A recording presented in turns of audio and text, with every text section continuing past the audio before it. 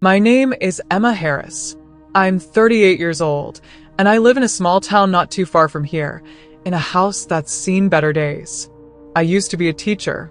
I'd spend my days helping children learn, filling their heads with stories and lessons, guiding them to understand the world better.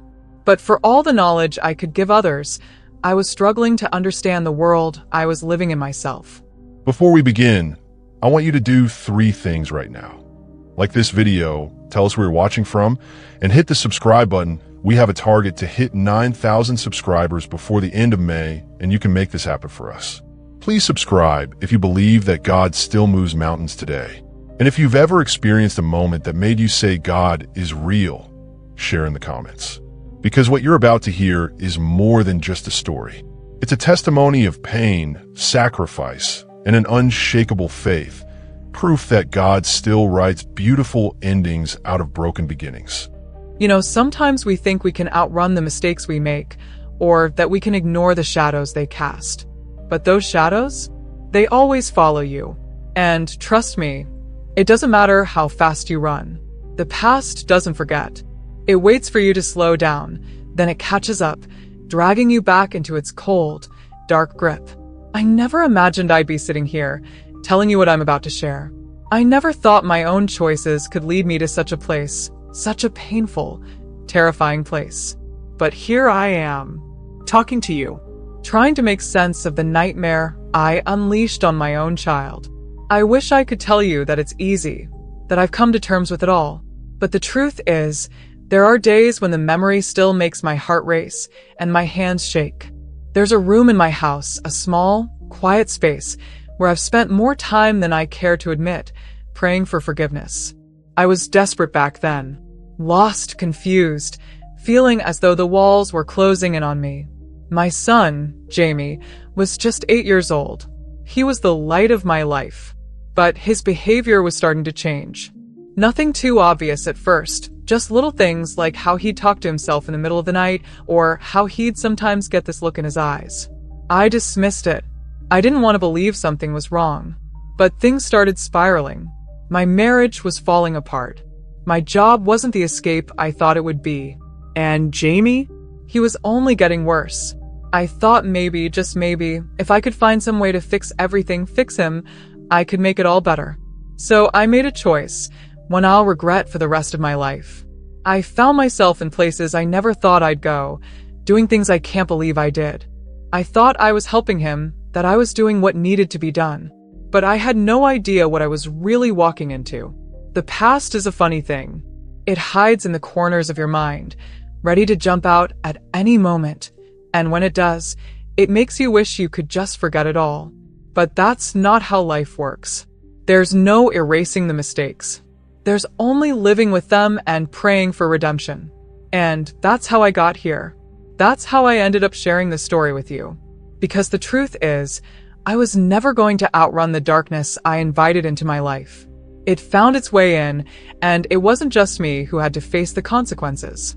It was my son, too. At that point, I was just a mother trying to hold everything together. I was 35, raising a son, trying to make a living, and fighting off the overwhelming weight of a life that was slipping through my fingers. I was barely keeping my head above water. I had no answers, no guidance, and definitely no peace. And let me tell you, when you're desperate, you don't always see the consequences clearly. You just want the chaos to stop. Jamie had always been a good boy. He was curious, bright, and full of life. But one day, things started changing. Little by little, I could see him slipping away from me. The smile that used to be on his face faded, replaced by a far-off look that sent shivers down my spine. I thought it was just a phase, or maybe even stress from all the changes we were going through. But the changes weren't stopping. They were getting worse. The things Jamie said started to make no sense, and his behavior grew erratic. That's when I started thinking, what if there was something more to this? I didn't know what to do. I felt like the walls were closing in on me. I prayed for strength. I prayed for guidance. But every night, I felt the weight of helplessness crushing me. I could see my son spiraling, and I had no answers, no way to help him. I felt like I was failing him as a mother. That's when the darkness crept in, whispering to me. At first, it was just an idea, a thought that crossed my mind in my most desperate moments. A solution that could fix things. I didn't even believe in it at first, but my desperation, it made me second-guess myself. I remember the day I decided to take action. I drove to that temple. Don't ask me why I chose it, because even now I don't fully understand it. I walked in, and something inside me knew it wasn't right. The air was thick with something I couldn't name, something wrong, but my mind was made up. I had nothing else to lose. I was willing to do anything to save my son. They promised me power. They promised me control. They said they could help Jamie, that they could give him what he needed to get better. And I believed them. I brought him there, told myself I was doing the right thing. But that's the thing about desperate people. You'll believe just about anything when you think it's the only way out. I thought a ritual would give me the strength to bring Jamie back, to save him from whatever darkness was overtaking him. But all I did was hand him over to it. The moment we walked into that cold, stone temple, I felt it. A heaviness. Like the weight of everything I was about to do pressed down on me in a way I couldn't explain. But I ignored it. I pushed it down. I had a plan. This would work. I placed my hands on Jamie's shoulders, whispered prayers that meant nothing, and tried to stay calm as they performed their chants and rituals around us. I thought I was helping him, but what I didn't know, what I couldn't see, was that I was sealing his fate. I was making him a vessel for something far darker than I could ever understand. It was supposed to make things better. But in that moment, I didn't realize what I had just unleashed. All I could think about was control, about fixing him, about taking back the life I thought I was losing. But I was wrong. I had no idea what I was doing. And that's when it all started to go terribly wrong. After that day, things started happening. Things I couldn't explain, and certainly couldn't control. Jamie, my sweet, innocent boy, changed. I had hoped that the ritual would fix him, bring him back to who he was. But the truth is, I didn't know what I was doing. I didn't understand the forces I had so blindly opened the door to. At first, it was small things. Little moments where he'd stare off into space, as if he was lost in a world I couldn't reach. But that wasn't the worst part. The worst part came when he started acting out. Aggressively. Violently. I remember the first time he screamed at me. No, it wasn't even like him yelling at me. It was like he was someone else entirely. It felt like I was looking at a stranger in my son's body. His eyes, they weren't the same anymore. They were hollow, like they were looking through me, not at me. I tried to talk to him. I tried to hold him and tell him everything would be okay, but he pushed me away like I was nothing more than a distant memory. The nightmares started too. Horrible, terrifying dreams that left him shaking in the middle of the night, drenched in sweat. He would wake up screaming, speaking in a voice that wasn't his own. I didn't know if he was possessed or just losing his mind, but it felt like something inside him was trying to break free, something dark and powerful. And what made it worse was that, deep down, I knew I was the one who had invited it in. I kept telling myself it was just a phase, that this was something he would grow out of. But every night, I found myself sitting in the dark, listening to him cry, listening to him scream for no reason at all. And I knew I was losing him. The boy I once knew was slipping away. There were moments when I wanted to just pick him up, drive away, and never look back. But every time I reached for him, he pulled away from me like I was the one who had hurt him. And maybe I had. One night, it got worse than I could have ever imagined. I was lying in bed, trying to calm my nerves after another sleepless night, when I heard it. A crash. The sound of something breaking. My heart stopped. I rushed to his room, but before I could open the door, I heard him laughing. Not just laughing like someone who was losing their mind. A wild, manic laughter that made the hairs on my neck stand up. I opened the door, and there he was, standing in the middle of the room, staring at me with that same vacant look in his eyes. He wasn't crying anymore. He wasn't screaming. He was just standing there, as if he was waiting for something, waiting for me to do something. I didn't know what to do. So I stood there, frozen, my heart pounding in my chest, watching him. And then he spoke. "You don't love me," he said, his voice chillingly calm. "You never did. You brought me here for them. You gave me to them." I couldn't breathe. The room felt suffocating, the air thick with something I couldn't name. He walked toward me, slowly, with that same eerie smile. And just when I thought I couldn't take it anymore, I heard a voice inside my head, telling me that this was my fault, that I had done this, that I had opened this door. That was the moment I realized there was no going back. The moment I saw the truth for what it was. The horror I had unleashed on my son wasn't something that could be fixed with a simple prayer or a quick fix. I had broken something, and the consequences were going to be much worse than I could have ever imagined. In those dark moments, I wasn't just watching my son lose his mind. I was watching myself lose everything.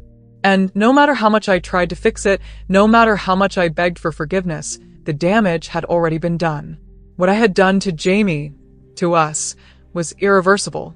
The darkness that had taken over him was now a part of our lives, and there was no telling how long it would stay. At that point, I felt like I was drowning. Jamie's behavior was out of control, and I didn't know what to do. I had tried everything except the one thing I should have done from the start. In my desperation, I had turned to things that I didn't understand, thinking they would fix it. But nothing was working. In fact, it was only getting worse. I remember sitting in the middle of the night, holding my son while he trembled in my arms. His eyes were wild, as if he wasn't even aware I was there. And that's when it hit me. I was in way over my head. This wasn't just a phase. This wasn't just bad luck. This was something deeper. I had opened a door that I couldn't close. And now, I didn't know how to save him. I had no choice left but to cry out for help. Real help. Not from people who promise control and power, but from the only one who could actually fix this mess. So I did what I should have done all along. I fell to my knees and prayed. No fancy words. No perfect prayers. Just the raw, desperate words of a mother who had no other option but to trust in something bigger than her. God, please. Save him. Please. It wasn't pretty. I was sobbing, gasping for air between my cries. I didn't even know where to start. I kept asking, why didn't I listen? Why did I let myself get caught up in lies, in desperation? And the guilt, it crushed me. I begged for forgiveness, even though I knew I didn't deserve it. I begged God to forgive me for what I had done to my son. I felt like I had sold him out, like I had made a deal with something that was never meant to be part of our lives. But then, in that moment, when I couldn't even see through the tears, I remembered something. Something I had forgotten in all my fear and confusion. God's grace isn't earned. It's given. That's when I let go. I stopped trying to control everything. I stopped believing I could fix it on my own. I just asked. I asked for his mercy, for his intervention. And I didn't stop asking. It felt like I was praying for hours, days, weeks. Every time I thought I couldn't go on, I just said the words again. Please, God, help us. Save him. I was broken, but somehow, as I prayed, I started to feel a weight lift from my chest. It wasn't an instant fix. God didn't swoop in and wave a magic wand over us. But I knew something had shifted. I had given up control, and in return, I was given something I hadn't felt in a long time. Hope. I wasn't alone anymore.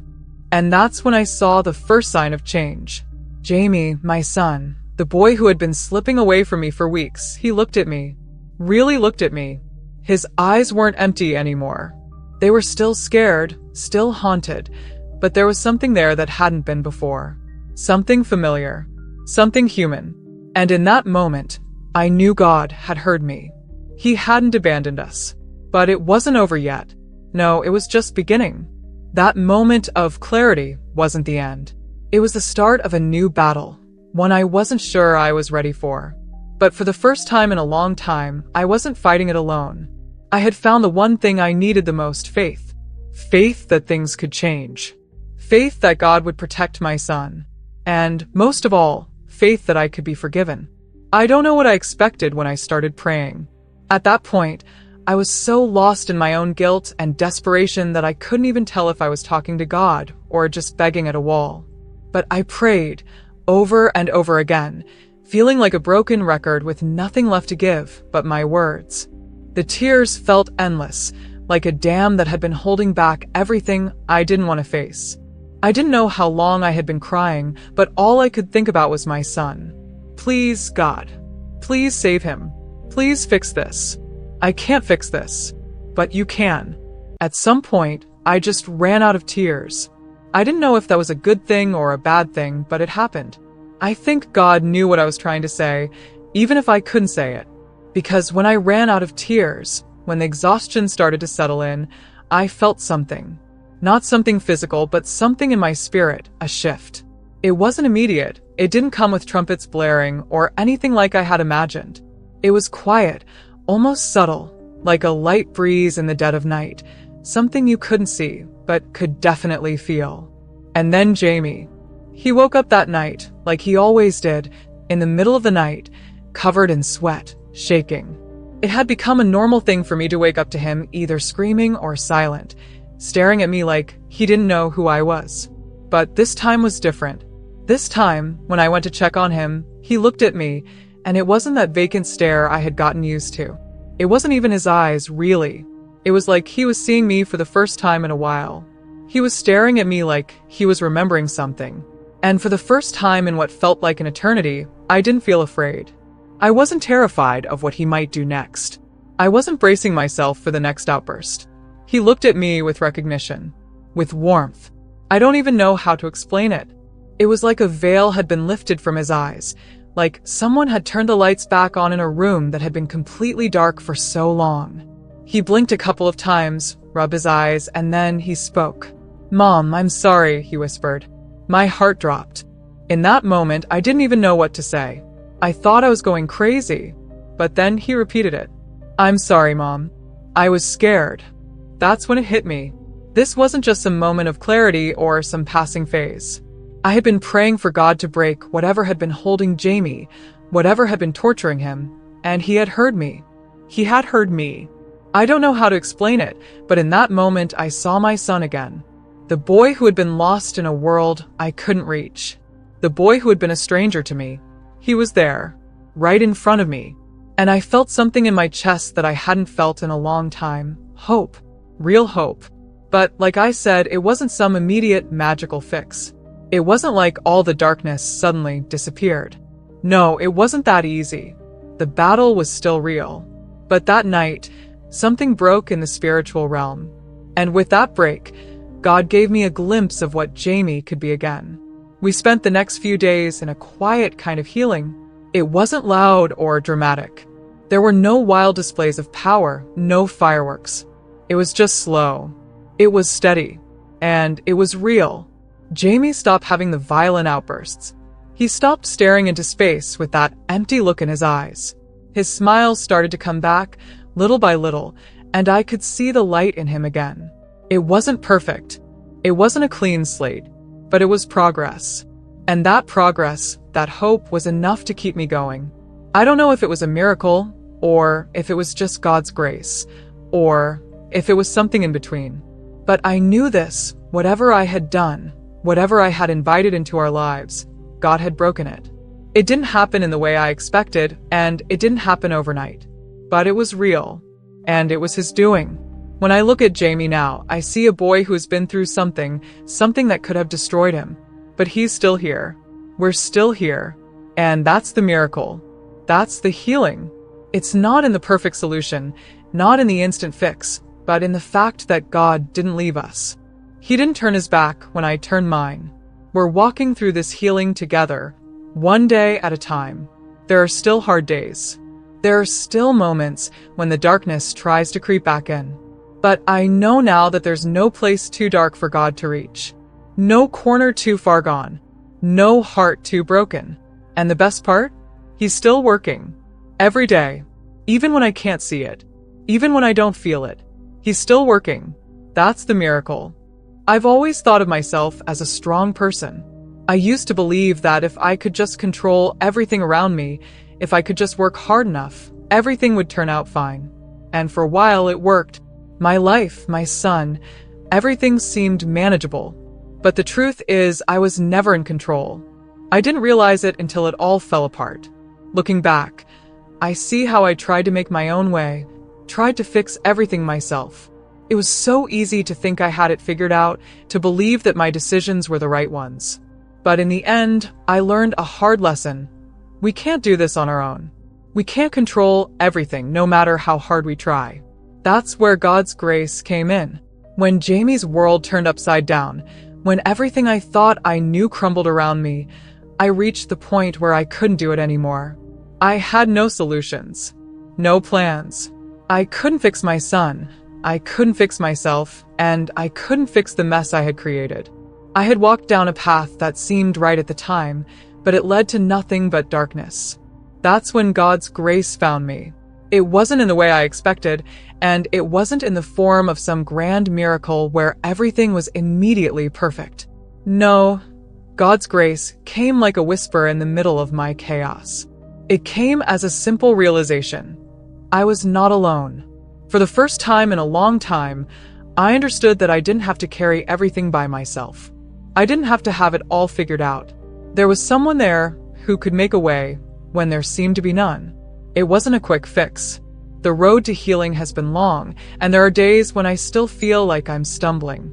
But what I've come to realize is that God's grace doesn't erase the past. It doesn't make the mistakes go away, but it does something even better. It gives us a chance to start again. It gives us the opportunity to rebuild what was broken, to redeem what was lost. And that's exactly what I needed. Looking at Jamie now, I see the power of redemption every day. He's not the same boy he was before the darkness took over him. And I'm not the same mother I was before I reached out to God. But we are both here. We're both alive. We're both moving forward, and that's something I never thought would happen. I've learned to let go of my need for control. I've learned that trying to manage everything by myself only leads to exhaustion and failure. I can't fix everything, and I don't need to. But God, He can. And that's the beautiful thing about grace. It doesn't matter how far you've fallen, how much you've messed up. It's not about being perfect. It's about being open. It's about accepting that God's power can do things we can't even imagine. I still struggle. I still fight against the fear that it might all come crashing down again. There are nights when I sit alone, thinking about the choices I made, wishing I could go back and change things. But then I remember that God's grace isn't about the past. It's about the future. It's about moving forward, no matter what we've done. And for the first time in a long time, I feel hope. Real hope. I used to think that redemption was something only reserved for the saints or the perfect ones. But I've learned that redemption is for anyone willing to receive it, even when they've messed up beyond belief. It's for the broken, the lost, the ones who have made all the wrong choices. God's grace isn't for the righteous. It's for the sinners, the ones who need it the most. As for Jamie, he's not perfect. He still has his moments, and we still have work to do. But he's here. He's whole. He's laughing again. And for that, I am endlessly thankful. And when I look at him now, I don't just see my son. I see a miracle. I see the power of God's redemption in a way I never could have understood before. So, here's what I've learned. Grace doesn't always show up the way we want it to. It doesn't come with fireworks or signs in the sky. But it's always there. It's in the moments when we think we've hit rock bottom and there's nowhere else to turn. It's in the stillness, in the quiet whispers that tell us we are loved, no matter how far we've fallen. And it's in the healing, in the slow, steady process of redemption that we never thought possible. That's what God's grace is: slow, steady, and always there when we need it the most. It's not about perfection. It's about progress. It's about redemption. And above all, it's about never being too far gone to be loved and restored. So, no matter where you are, no matter how broken you feel, know this: God's grace is bigger than your mistakes. And His redemption is waiting for you, no matter how far you've strayed. It's never too late.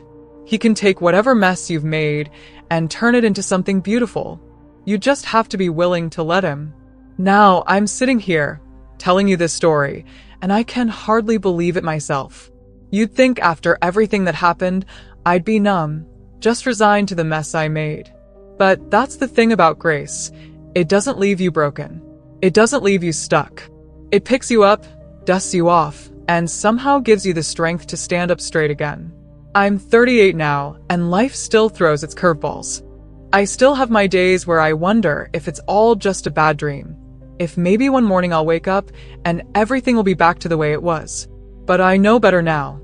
I know that's not how life works, and I know that if I've learned anything in all of this, it's that no matter how far you've gone, no matter how deep you've fallen, there is always hope.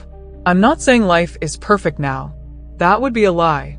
But every day that I see my son, every time I hear him laugh, every time he looks at me with those eyes that are full of life again, I know that the grace I was given wasn't some fluke. It was real. It was a miracle.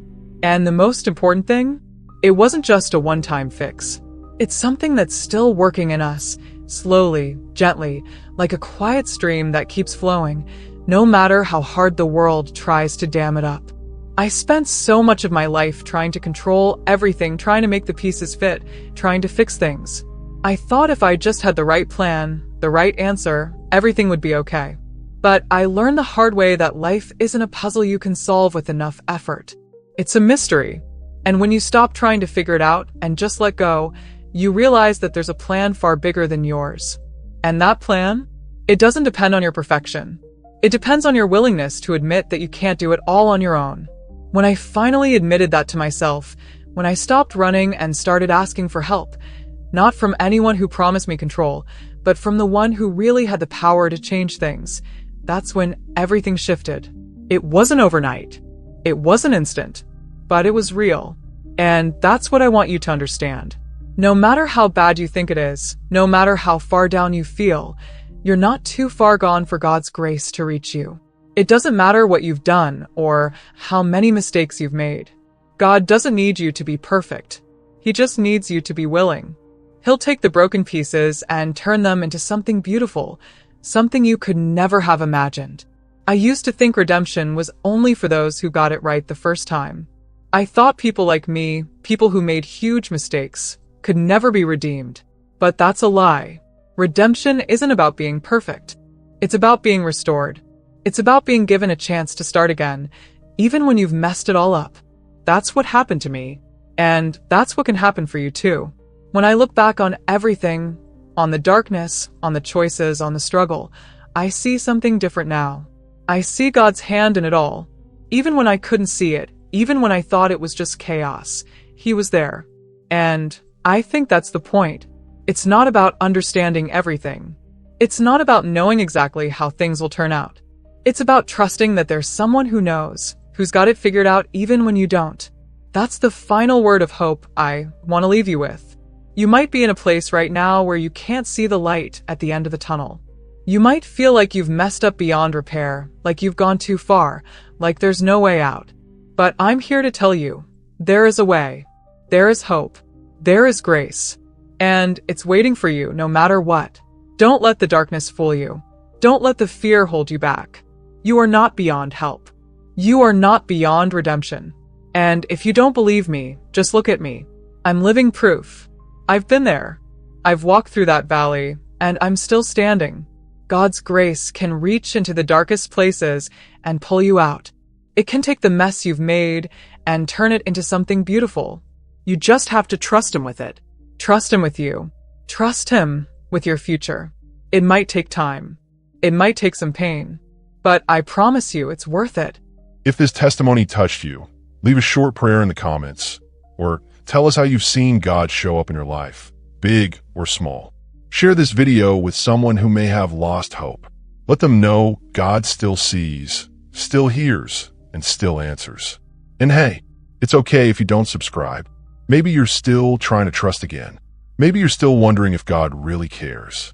But if you do believe He can turn ashes into beauty, then don't scroll past. Subscribe and stand with us in spreading faith one testimony at a time. We'll be waiting to see your comment. Don't be silent. Someone needs your words. If you're out there, struggling, feeling lost, wondering if there's any point in trying anymore. Know that there's hope for you. There's always hope. And no matter how far you've gone, no matter how dark the road seems, God is right there, waiting to bring you back. You just have to let Him. Trust me, you won't regret it.